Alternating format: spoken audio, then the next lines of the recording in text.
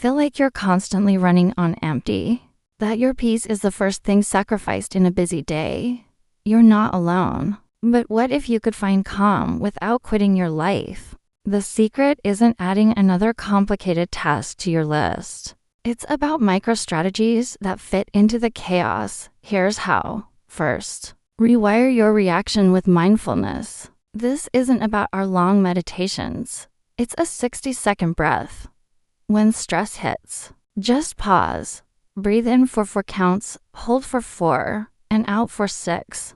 That's it. This simple act tells your nervous system we are safe and dials down the panic. Second, master your time instead of letting it master you. The key word is boundaries. Close those browser tabs. Silence non-essential notifications. Schedule 15-minute do not disturb blocks just for you. Protect your time like it's your most valuable asset because it is.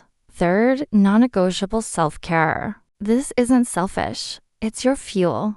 A 10-minute walk, a healthy snack, 5 minutes earlier to bed. These small deposits into your well-being account compound into massive returns of energy and calm. I saw a friend transform from burnt out to radiantly calm by committing to these small steps. She didn't move to a monastery. She just started taking short walks and journaling for 5 minutes each morning. That small shift created a ripple effect that changed everything. Finding inner peace isn't about a perfect life. It's about finding calm within an imperfect one. So, what's one small thing you can do today to claim your peace? Let me know in the comments. Is it a breathing exercise, a walk, or setting a phone boundary? If you're ready for more practical tips to quiet the noise and find your focus, follow for your daily dose of calm.